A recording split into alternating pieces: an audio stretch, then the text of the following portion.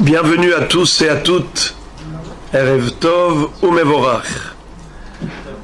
La question qu'on a proposé de traiter ce soir, Be'ezrat Hashem, c'est comment assurer l'avenir de notre peuple.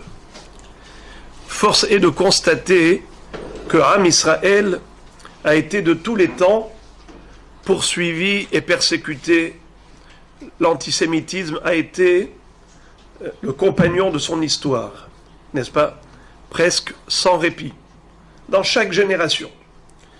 Comment se fait-il donc que de grandes civilisations ont disparu, comme les Romains, les Gaulois, la Grèce antique, l'Égypte antique, alors qu'elles n'avaient pas autant souffert, comme le Ham Israël, de persécutions permanentes? Comment se fait-il donc que le peuple juif, qui a été victime de tant de poursuites, a pu surmonter et survivre à tous les dangers qui le menaçaient dans son existence? Comme on voit dans la Haggadah de Pessah que déjà à l'état embryonnaire, on a voulu étouffer le poussin dans l'œuf. Tse ulmad ma bikesh Lavan ha'arami la'asot li Yaakov avinu. Nos maîtres nous disent, va voir, qu'est-ce que Lavan a voulu faire à Yaakov. Chez Paro, le gazar et la zecharim, ve Lavan bikesh la'akor et akol. Paro, lui, n'avait voulu attendre que les garçons. Lavan a voulu anéantir toute la famille de Yaakov, hommes et femmes, garçons et filles. Et pourtant, Akadosh Baruch Hu ne l'a pas laissé, n'a pas réussi. Il a eu peur. Mais le miracle, ce n'est pas seulement qu'on a survécu à des dangers, mais c'est qu'en plus, Am Israël a réussi à percer sur tous les plans. Ça veut dire que dans tous les pays d'exil où ils se trouvaient, ils ont apporté une contribution incommensurable. Ils ont contribué au développement de tous les pays d'exil. Sur le plan économique, sur le plan de la science, de la médecine, partout où ils ont été source de bénédiction, de bracha, de prospérité. Je ne sais pas si je vous ai raconté qu'un jour, mon beau-frère m'a raconté qu'il était en tournée au Maroc en visite, et là-bas, un épicier qui le voit avec son épouse à l'extérieur et qui l'invite à rentrer dans le magasin. Il lui dit non merci, je n'ai pas l'intention d'acheter, c'est bon. Il lui a dit je ne vous ai pas demandé d'acheter, juste de rentrer dans mon magasin. Posez-vous là, ici. Vous êtes, vous juifs, porteurs de bracha. Depuis que vous êtes partis d'ici, eh bien, le pays n'est plus le même. Cette bracha, cette parnassa qu'on avait à l'époque où les juifs résidaient au Maroc, c'était extraordinaire. Et ça a été pareil dans tous les pays.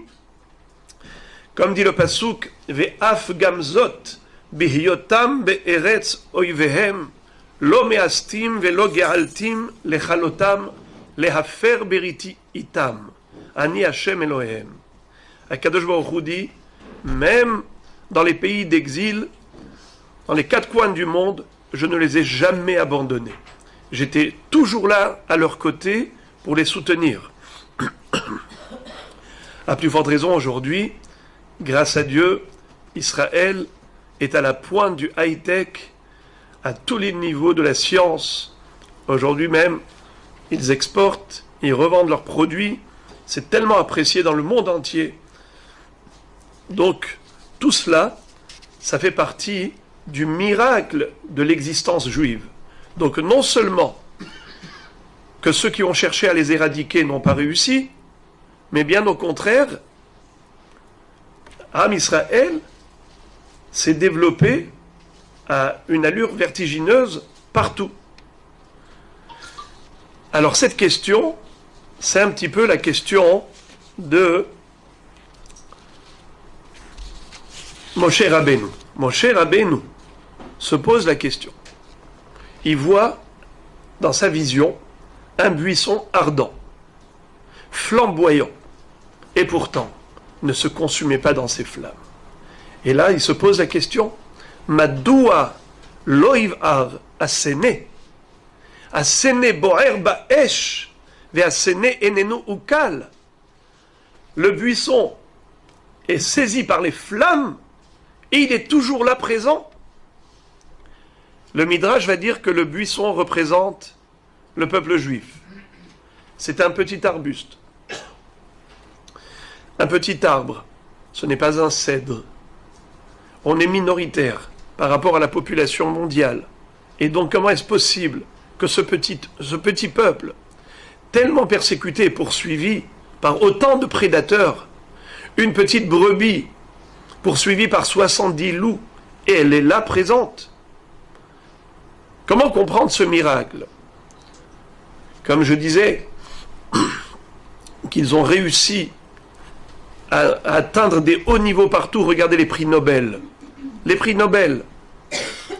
Le nombre de prix Nobel reçus par les membres du peuple juif, ça n'a aucun rapport avec la proportion par rapport aux autres peuples. On est 1/500e de toute l'humanité. Il y a 7 milliards et demi d'êtres humains, on est 15 millions, 1/500e. Et regardez combien de prix Nobel. Regardez tous les noms juifs qui figurent là-dedans. Aucune commune mesure. Aucune proportion. Comment ça peut se passer une chose pareille?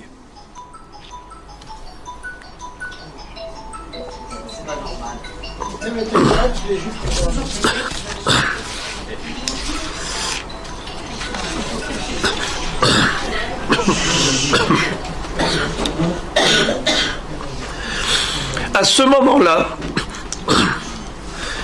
moment-là, Akadosh Baruch Hu va donner cette mission sacrée à Moshe Rabbeinu d'aller libérer le peuple juif de cet esclavage en Égypte, et il lui dit Beotziacha et ha'am mimitzraim ta'avdun et ha'elokim al har hazeh. Lorsque tu feras sortir ce peuple de Mitzraïm, vous servirez Dieu au pied de cette montagne. Nos maîtres de dire, de quel service s'agit-il? Kabbalat Torah. On a reçu la Torah au pied du mont Sinaï. Cette Torah, qu'est-ce qu'elle fait? Elle nous relie à Dieu. Comme dit le Zohar à Kadosh, Israël, Oraïta, Ekutchabrichu, Hado. Israël fusionne en Dieu. Il forme une seule entité avec Akadosh Baruch Hu grâce à ce canal qui s'appelle la Torah. La Torah qui nous a été donnée par Akadosh Baruch Hu nous permet de nous brancher sur le réseau divin. C'est ce qui fait que Am Israël est éternel, parce qu'il est relié à l'éternel. L'éternité d'Israël est liée à cette connexion avec Hachem en permanence grâce à la Torah. C'est ainsi que Rabbi Akiva avait expliqué à l'un de ses contemporains qui lui avait dit « Mais pourquoi est-ce que tu enseignes la Torah dans des conditions dangereuses ?» Il lui a dit « Tu sais à quoi cela ressemble ? Au renard qui avait aperçu des poissons en train de courir dans tous les sens. Le renard, rusé comme il est, il s'adresse aux poissons et il leur dit « Mais vous savez qu'il y a une convention entre vos ancêtres et les miens, comme quoi, nous les renards, on est censés vous protéger, vous préserver. Alors venez avec moi, que je vous cache bien, que je vous protège. » Ils lui ont dit « C'est toi, le rusé ? Tipesh chez Bachayot, insensé que tu es. Si déjà, dans la mer, qui est notre cocon de vie, qui est notre milieu ambiant, c'est là où on peut vivre, malgré tout on n'est pas hors danger. Il y a des pêcheurs qui viennent, qui jettent des filets, leur canne à pêche, leur hameçon. Alors tu voudrais qu'on sorte carrément de l'eau? La Torah a été comparée à l'eau, Am Israël au poisson. Vidgou larov bekerev haaretz. Comme les poissons, sous l'eau, ils sont protégés du Aïn Hara. Eh bien, c'est cela. Il faut comprendre que si nous sommes dans notre milieu ambiant, dans la Torah, dans le Maïm, alors on est protégé. Regardez, même les Coréens du Sud se sont dit, mais comment ce peuple réussit dans tous les domaines? Là où il met la main, ça réussit.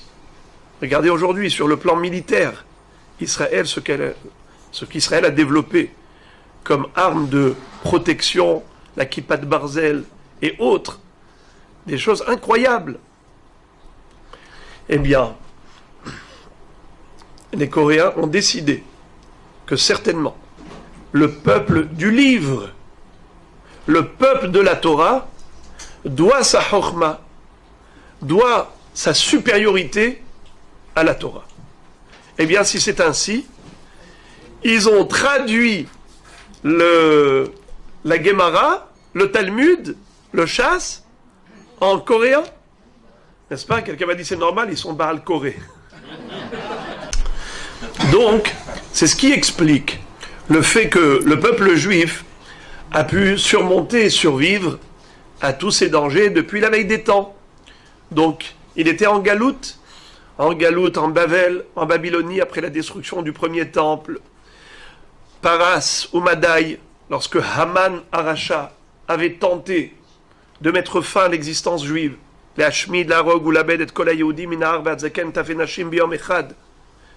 avait voulu en un seul jour, Chazé Shalom, anéantir tout le peuple juif. Il n'y a pas réussi.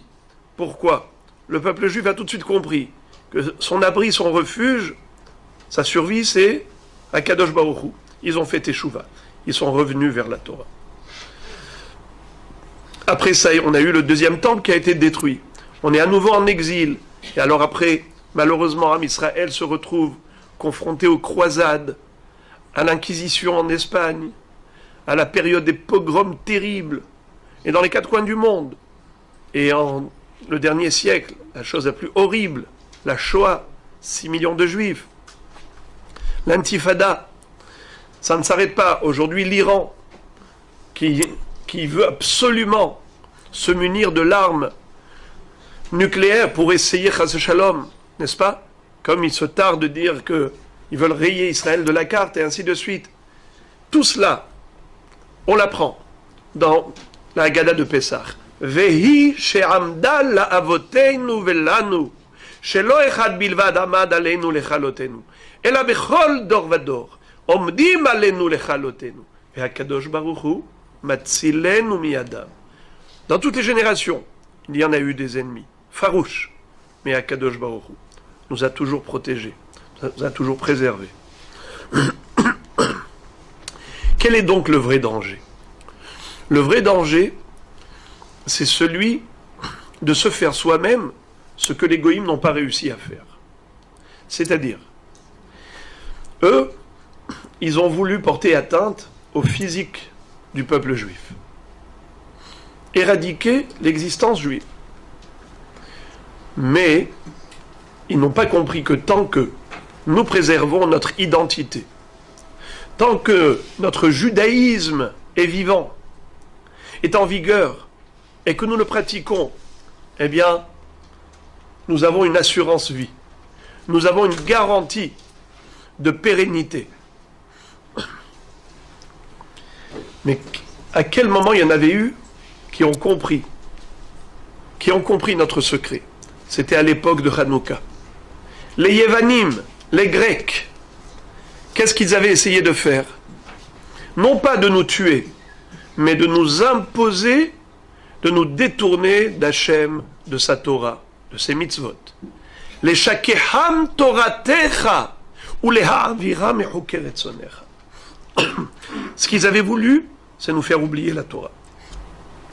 Ils mettaient à mort ceux qui observaient le Shabbat, qui faisaient la Brit Mila à leurs enfants. Ils interdisaient carrément la pratique du judaïsme, parce qu'ils se sont dit, s'il n'y a pas de judaïsme, il n'y a plus de juifs. Eux, ils ont essayé de le faire par la force. Malheureusement, ça a marché pour certains. Beaucoup de membres de notre peuple les ont suivis. Mais on le sait, grâce aux Hashmonaïm, les Kohanim de cette époque, Matatiaou ben Yochanan Kohen Gadol, qui ont décidé de sacrifier leur vie pour sanctifier le nom de Dieu Ils ont été prêts à aller jusqu'à la dernière goutte de sang pour ne pas laisser faire, pour préserver le judaïsme, pour protéger la Torah. Eh bien, ils ont réussi. En effet, grâce à eux, aujourd'hui, on est tous là. Grâce à eux, on allume la Hanoukia aux portes de nos maisons. La lumière de Hanouka éclaire aux portes de maisons juives. Nachon. Mais comme je le disais, eux ont essayé par la force, par la contrainte, par la pression. Ils n'ont pas réussi. Ils se sont retrouvés face à une opposition farouche, acharnée des Hashmonaïm. Où est le danger? Le danger, c'est lorsque, justement, ils n'utilisent pas la force. C'est lorsque on tente la séduction, l'attirance, les appâts, où on peut mordre à l'hameçon. C'est la fameuse parabole très jolie du débat qui a eu lieu entre le soleil et le vent. Le vent a dit: je suis plus fort que toi, monsieur soleil. Je peux déshabiller une personne. Il dit: vas-y. Et le vent se met à souffler très fort. Et le manteau, la veste, commence à s'envoler. Qu'est-ce que fait le bonhomme? Il ferme tout de suite les boutons de sa veste. Il met une écharpe. Ça ne suffit pas, il met un manteau. Il met une ceinture. Il se couvre. Plus il y a du vent et plus il se couvre. Le soleil lui dit: vas-y maintenant, à mon tour. Qu'est-ce que fait le soleil? Il se met à darder de ses rayons. Ça chauffe, ça chauffe, ça chauffe. Le bonhomme retire le manteau, l'écharpe, la veste, la chemise. Il ne reste plus rien. Ça veut dire quoi? Le risque, c'est de se faire soi-même ce que les autres n'ont pas réussi à nous faire faire. Aujourd'hui, on est dans un monde où la matérialité bat son plein. Les commodités sur le plan matériel, ça atteint un confort inimaginable. Les générations d'autrefois, si elles pouvaient même rêver de ce dont on jouit aujourd'hui, c'était pas possible. C'était pas possible, même pas d'en rêver, parce qu'ils ne pouvaient pas envisager autant de facilité. Ça relève du rêve, ce qu'on vit aujourd'hui, n'est-ce pas? Avec un clic, un bouton, tu commandes ton billet, un clic, tu commandes tout ce que tu as besoin à la maison, il suffit de payer juste la livraison, tu as tout à domicile, un clic, tu passes dans les rayons du magasin, avec ton petit téléphone. Tu as oublié quelque chose, allô? Immédiatement, tu as tout à la disposition. Donc sur le plan matériel, on ne manque de rien. Où est le risque? La perte identitaire. Chasvé shalom, si on n'inculque pas à la jeune génération les vraies valeurs de la Torah, alors la matérialité, dans sa force, sa puissance, peut emporter dans son torrent, dans ses vagues, tellement de victimes. Il faut, pour pouvoir faire face à tous ces risques, les risques de l'assimilation. En dehors d'Eretz Israël, c'est beaucoup plus prononcé. On atteint aux États-Unis les 70% d'assimilation, de mariage mixte. Comment est-ce qu'on arrive à se retrouver toujours au même nombre de juifs? On était 15 millions après la Shoah, on est 15 millions aujourd'hui. Naturellement, on aurait dû se multiplier. On aurait dû être beaucoup plus nombreux. Où ils sont passés tous les autres? Qu'est-ce qui s'est passé? Où est passé le baby boom?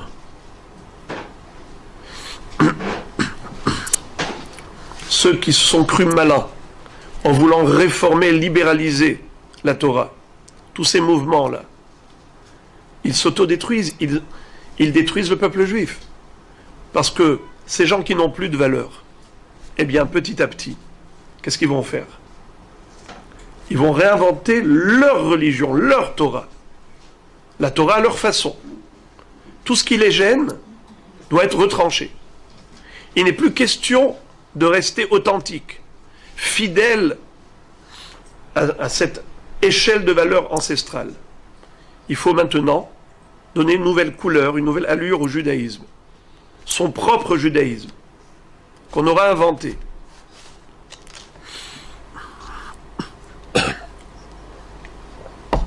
Eh bien, chas v'shalom, on ne tue pas les juifs, mais on les perd. C'est ce qui fait que il y a quelque chose d'incompréhensible. Où est le développement du clan d'Israël? Alors on est arrivé en Eretz Israël, Baruch Hashem, pour nous autres, on devrait ô combien s'estimer heureux. Est-ce que, au niveau de l'identité, est-ce qu'on est vraiment sécurisé? Est-ce que il n'y a pas de centaines de milliers d'enfants juifs, israéliens, qui apprennent en hébreu dans des écoles laïques où on n'entend jamais parler d'Abraham Avinu, jamais on n'entendra Shema Israël. Vous savez combien d'écoles il y a comme ça? Combien de jeunes dans cette génération qui ignorent totalement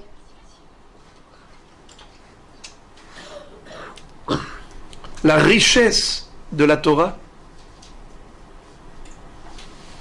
Et même dans certaines écoles où on se dit pas laïque, combien de Torah y a-t-il? On peut parler d'histoire juive, mais très peu de Torah.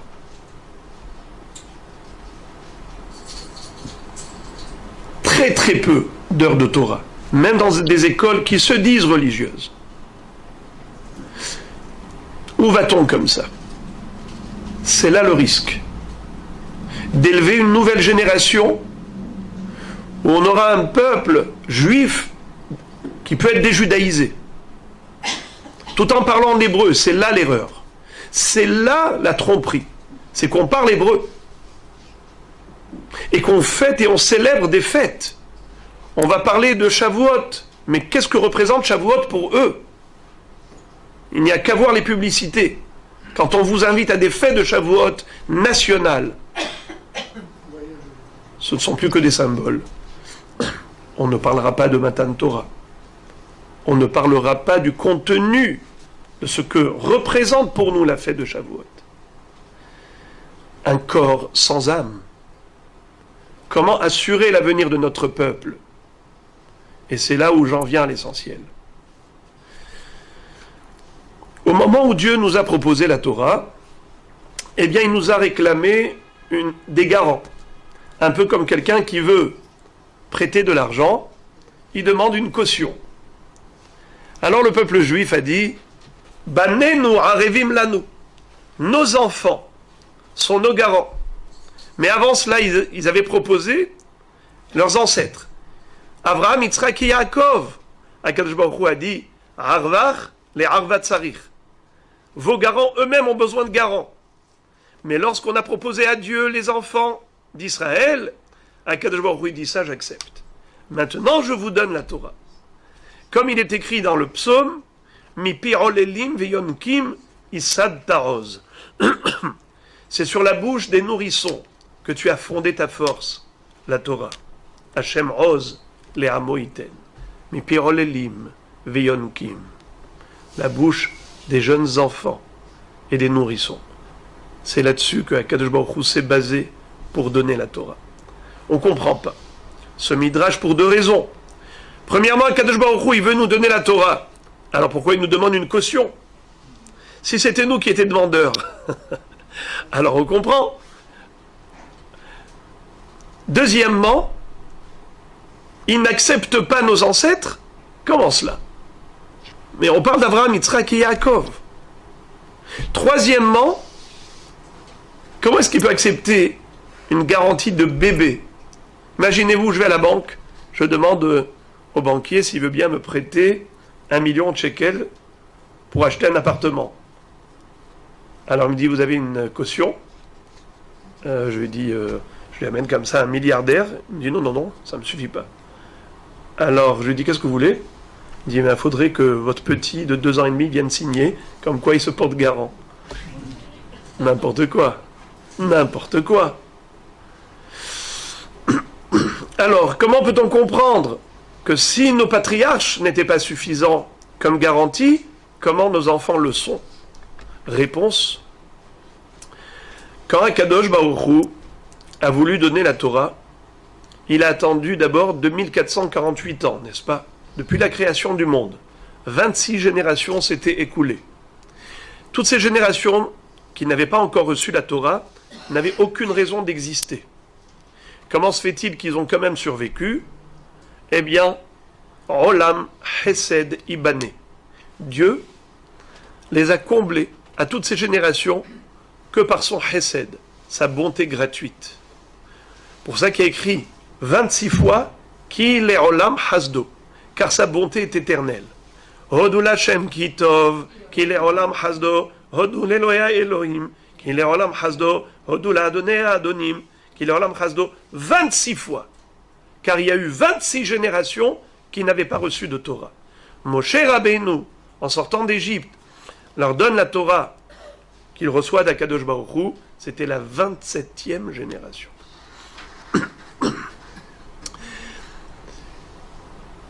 Et nos maîtres de dire que le monde était en danger d'anéantissement.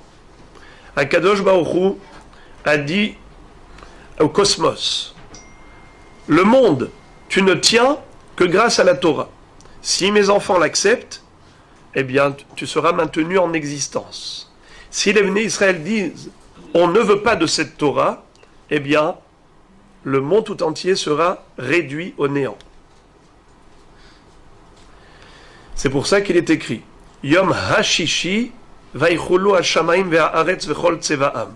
Le 6e jour, le ciel et la terre, avec tout leur contenu, ont été achevés. On a fini de les créer. Mais a priori, ils ont été créés depuis 2448 ans, c'est pas aujourd'hui. Hachamim disent que Yom HaShishi, c'est le Shishi Besivan. Pourquoi il est écrit HaShishi avec l'article défini, le 6e jour, alors que Yom Ehad, Yom Sheni, Yom Shelishi, Yom Revi'i, Yom Chamishi, il n'y a pas l'article défini. HaShishi, c'est le 6 Sivan. Akadosh Baruch Hu a dit, tant que les Bnei Israël n'ont pas reçu la Torah le 6e jour du mois de Sivan, tout cela c'est comme si ça n'existe pas. Quand est-ce que ça finit d'être créé? Yom HaShishi, le 6 Sivan. La vaichulu hashamaim ve'haaretz vechol tsevaam. Alors, quand Dieu donne la Torah, c'est pour maintenir le monde en existence. Bereshit bara Elohim et hashamayim vet haaretz. C'est pour la Torah qui s'appelle Reshit que le ciel et la terre furent créés avec tout leur contenu. Mais pas pour une génération ni pour deux. Pour jusqu'à la fin des temps. Qu'est-ce qui pourra donner une garantie à Dieu que la Torah sera pérenne, perpétuelle? Qui dit que la Torah ne sera pas interrompue dans sa transmission? Peut-être qu'à un moment donné, finish, ça s'arrête là? Eh bien non. On est sûr et certain que la Torah sera retransmise fidèlement d'une génération à l'autre. Pourquoi? Non pas parce que nous avions des ancêtres géants comme Abraham, Yitzhak et Yaakov. On peut avoir des ancêtres extraordinaires, ça ne veut rien dire. Combien de gens vous disent « Mon grand-père c'était un grand Dayan, mon père était un Rav ». Oui, mais toi, où en es-tu? Ça ne suffit pas. Ça, ce n'est pas une garantie. La garantie, c'est les enfants. Si on a compris quelle est notre responsabilité parentale, si on a compris que dans le biberon, on doit mettre avec le lait la Torah. Comme dit Rashi, Tinok matril ledaber, aviv melamdo, Torah tsiva lanu Moshe moracha kilat Yaakov. À peine l'enfant a commencé à balbutier, que déjà, il faut lui enseigner que la Torah qu'on a reçue, on doit la retransmettre. Torah tsiva lanu Moshe, moracha kilat Yaakov. Ça, c'est dans le biberon qu'on le met. Si l'enfant grandit dans la Torah, eh bien ce sera facile pour lui de la pratiquer, de s'y investir et de la retransmettre. Donc c'est pour cela que c'est considéré comme une harvout. C'est sur la base de cette caution, de cette garantie, que Akadosh Baruch Hu a accepté de donner la Torah. La Gemara nous enseigne que à un moment donné, l'école, l'établissement scolaire est né au sein du peuple juif, bien avant Charlemagne. C'est à l'époque d'un Kohen Gadol qui s'appelait Yehoshua ben Gamla. La Gemara raconte qu'avant lui, les gens enseignaient eux-mêmes à leurs enfants. Ils avaient appris le pasuk Velimmatem otam et benechem. Velimmatem otam et benechem, al tikre otam et la atem. Velimmatem atem. Vous enseignerez vous-même à vos enfants. C'est vrai que lorsque un parent enseigne, c'est avec tout l'amour qui est nécessaire pour la transmission. Mais malheureusement, ceux qui n'avaient pas de père, eh bien, ne pouvaient pas apprendre. Qu'est-ce qui s'est passé? Ils ont dit, eh bien, on va innover la notion de l'école. Où est-ce qu'ils l'ont installé, la première école? À Jérusalem. Pourquoi Yerushalayim seulement? Ils se sont appuyés sur le pasuk Ki mitzion tetse Torah udvar Hashem Yerushalayim. C'est de Yerushalayim qu'on entendra la parole divine. Eh bien, celui qui avait un père pour l'accompagner jusqu'à Jérusalem, il allait à la yeshiva. Sinon, les autres continuaient à vadrouiller dans la rue.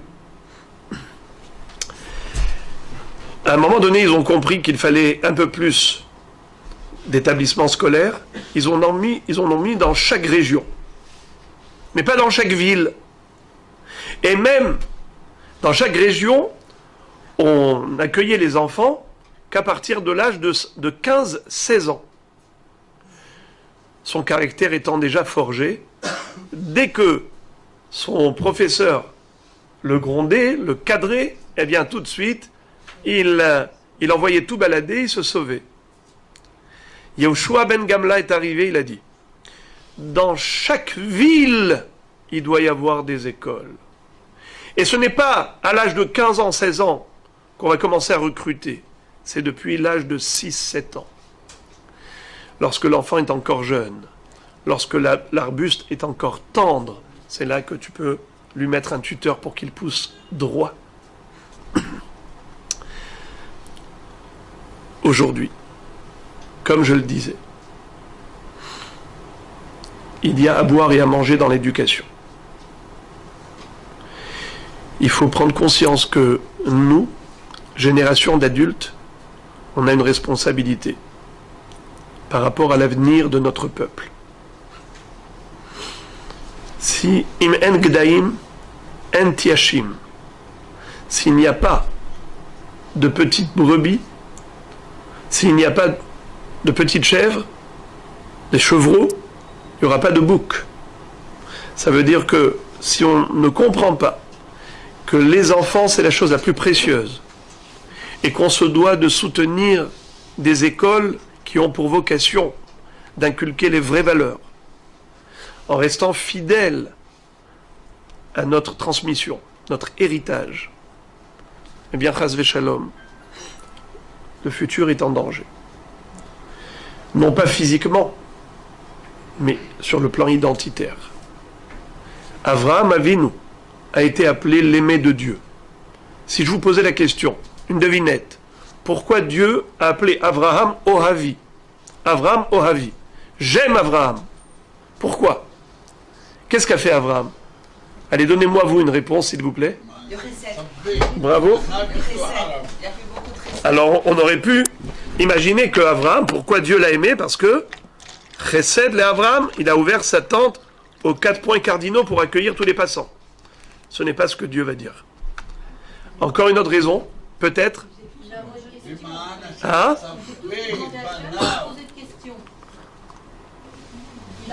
Par exemple, en effet, la Akedat Yitzhak, Dieu lui a demandé de sacrifier son fils, Eh bien, il a été d'accord. N'est-ce pas? Il ne s'est même pas posé de questions comme vous dites. Alors, ça peut être une raison valable. Ce n'est même pas l'argument évoqué par Dieu. La Brit Mila, eh bien, ce n'est même pas l'argument évoqué par Akadosh Baruch Hu. Ah oui, les amis, Voilà.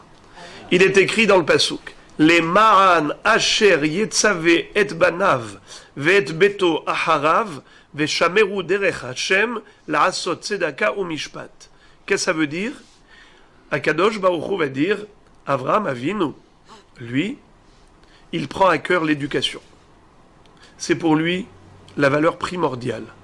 Il prend toute la patience nécessaire pour enseigner à ses enfants le droit chemin à suivre. Alors à Botaï, il faut qu'on arrive à cette conclusion de comprendre que ce qu'on peut faire, on doit le faire. Chacun, à son niveau, a des facultés, a des possibilités de faire des choses. Entraîner son environnement, éclairer autour de lui, apporter la bonne parole dans son voisinage, dans sa famille. À chaque fois qu'on le peut, on se doit de dire la vérité. On ne peut pas chasser l'obscurité avec des coups de bâton, il faut juste éclairer avec un peu de lumière. Peu de lumière suffit pour chasser beaucoup d'obscurité.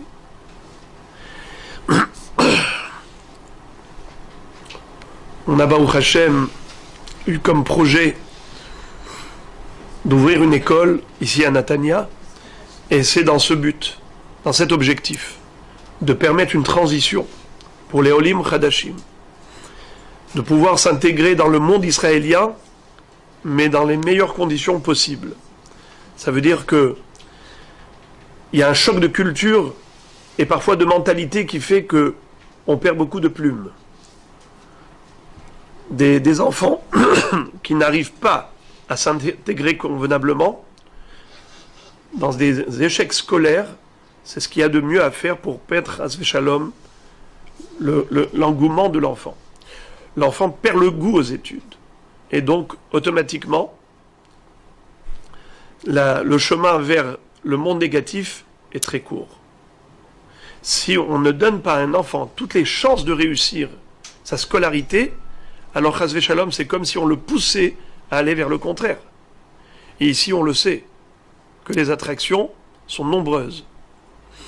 Quand vous entendez un petit enfant âgé de 12 ans qui veut, comme d'autres, vendre de la drogue, ça donne froid au dos, n'est-ce pas?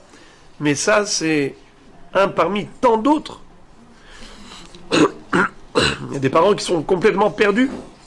Il y en a qui m'ont dit clairement qu'aujourd'hui, ils ne peuvent plus faire marche arrière. Mais leur alia, pour eux, c'était surtout pour les enfants. Aujourd'hui, plus aucun ne veulent suivre les parents. Ils disent aux parents, c'était votre choix d'être Shomer Shabbat, ce n'est pas le nôtre. Donc, et je ne veux pas raconter en détail tout ce que j'entends de ces parents. C'est en pleurer jour et nuit. Pourquoi je raconte tout cela? Non pas pour Hasvé Shalom démoraliser, mais bien au contraire. Pour dire que les solutions, elles se trouvent, et à nous simplement de les adopter. Donc, lorsqu'on peut, on doit aider, soutenir tout ce qui va dans le sens du développement de structures qui pourraient permettre à la jeune génération d'évoluer dans un bon cadre. Et donc, une fois de plus, la qualité, on ne peut pas transiger sur la qualité. Quelqu'un qui va acheter un diamant, il va chercher absolument le certificat de la meilleure expertise. Il veut être sûr que son argent, il a misé pour quelque chose de valable, et pas pour un petit zircon ou un morceau de verre. Ces diamants-là, qui sont les enfants, c'est quelque chose qu'il faut absolument sauvegarder et dans les meilleures conditions. Ce soir, ce Dvar Torah a été dédié l'Eilou Nishma de ces deux jeunes petits anges, Sarah et Shirel Ben Simon, des âmes pures qui nous ont quittés. Ce sont des enfants qui aujourd'hui se trouve Beishiva Shel Marla, dans la sérénité, la tranquillité. Mais aujourd'hui, ça nous fait réfléchir à la jeunesse, ça nous fait réfléchir à l'enfance. Et donc on n'a pas le droit d'échouer. C'est trop important l'éducation. Je vais terminer quand même notre propos en disant que Am Israël, d'une manière ou d'une autre, est entre guillemets assuré de ne pas oublier sa Torah. Il y a une promesse divine, Kilot tishachach mi pizaro. Akadosh Baruch Hu a promis que la Torah ne sera jamais oubliée. La transmission, elle est assurée. Il faut juste rester dans le train, faire partie de ce train-là, ne pas descendre à mi-chemin. Mais c'est sûr que la locomotive atteindra sa destination. Et cela, on l'a reçu comme promesse divine faite à Avraham Avinu. Et c'est ça la traduction de la Haggadah de Pessah. Vehi she'amda la'avoteinu velanu. Vehi, c'est qui hi? La promesse faite à Avraham. À quel moment Dieu a promis à Avraham Avinu que sa descendance méritera à la fin des temps sa Géoula? C'était au moment de la Akedat Yitzhak. Mais étonnamment, pas après la Akedah, après le sacrifice du bélier. Tel que vous le savez, au moment où Akadosh Baruch Hu a empêché Avraham de tuer son fils, à ce moment-là, le premier ange va lui dire, Ya'an, il va lui dire, maintenant je le sais pertinemment que tu crains Dieu. Mais à ce moment-là, Vaïssa Avraham et Ena Vayar, Vine Aïl Ahar Ne'ehaz Bas-Sevach Bekarnav, Vaïkah et Aïl, Vaya'aleu Le'ola Tahad Beno. Il voit un bélier s'emmêler les cornes dans les branches de l'arbre. Il prend ce bélier, il va l'offrir comme sacrifice à la place de son fils. Rachid dit, les mots Tahat Beno sont de trop. C'est-à-dire, juste après qu'il ait sacrifié ce bélier, arrive une deuxième fois l'ange, Shenit mina shamayim, Vayavo malach Hashem Shenit mina shamayim. Et qu'est-ce que va dire le malach cette fois-ci?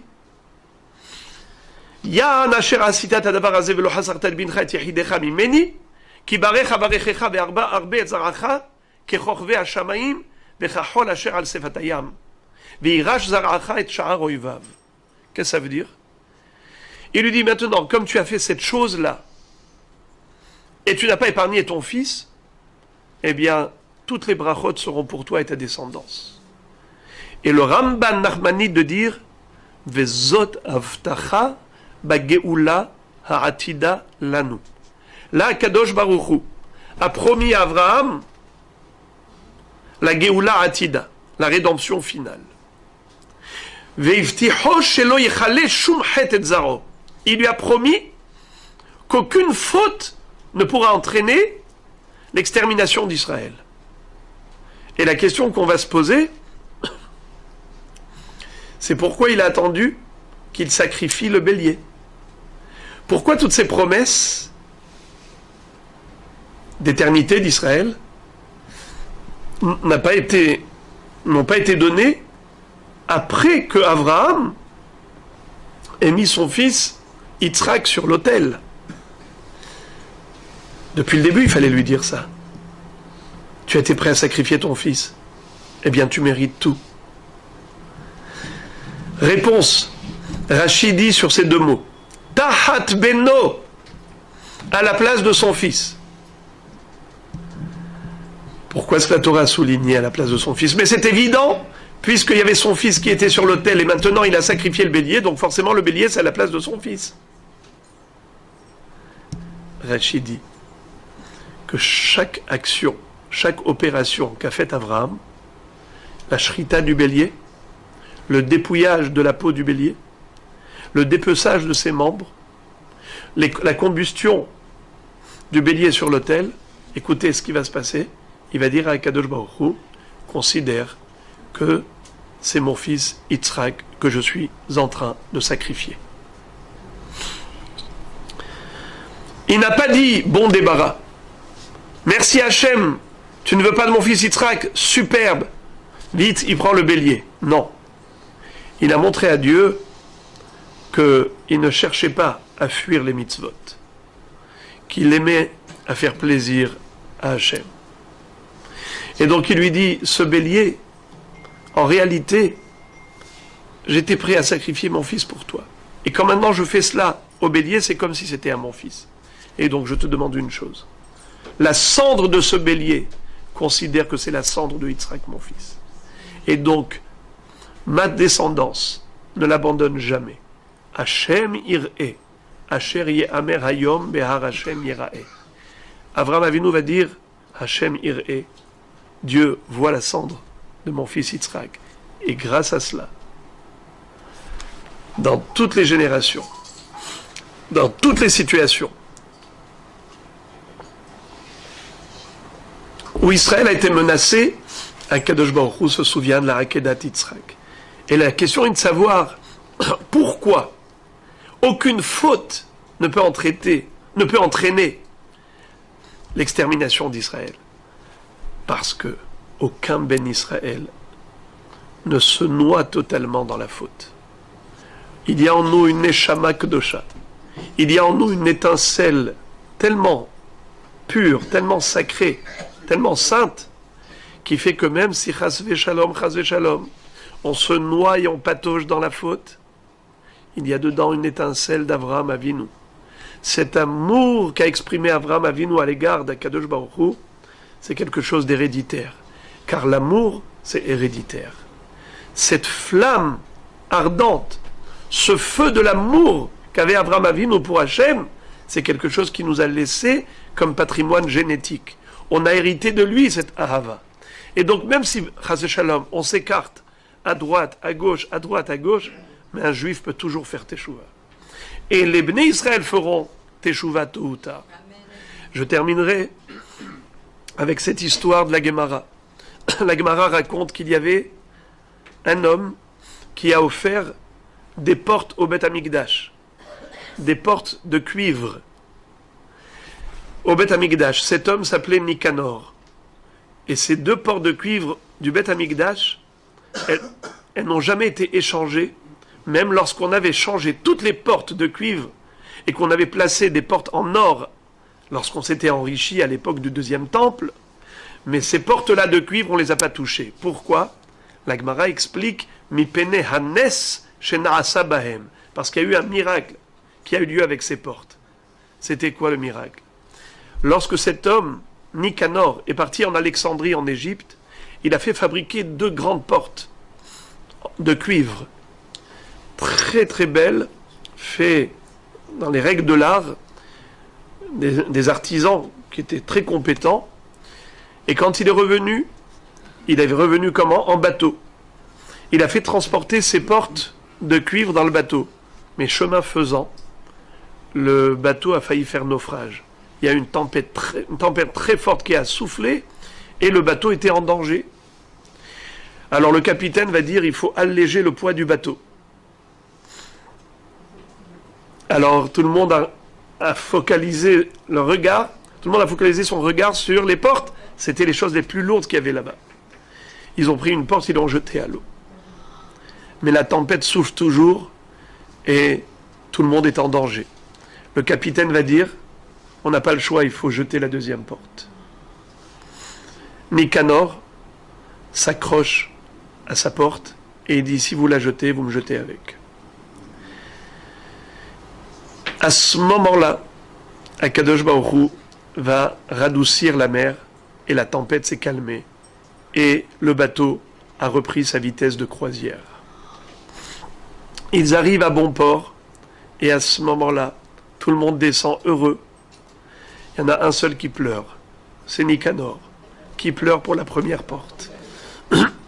Mais là encore un miracle. Et Akadosh Baruch Hu fait ressurgir cette porte. Il y a 2 versions dans la Gemara. Une première version, c'est que la porte s'est accrochée sous le bateau, et elle a flotté à la surface en arrivant. Deuxième version, c'est qu'une baleine l'avait engloutie, avalée et l'a rejetée sur le rivage. Rahitenu berotim, berotim berit yam. Eh bien, d'une manière ou d'une autre, il y a eu un S pour avoir les deux portes. Et quand on a donc placé ces deux portes au Beth Amikdash, les gens savaient qu'elles étaient des portes miraculées. Quand on a changé toutes les autres, et on a placé les portes en or, mais celles-là, on ne les a pas touchées. De cette histoire, on apprend une chose très forte. Si on se sacrifie pour la deuxième porte, et on essaye de la sauver, eh bien même la porte qui est tombée déjà dans l'eau, qu'on a cru noyer, Dieu la fera flotter miraculeusement.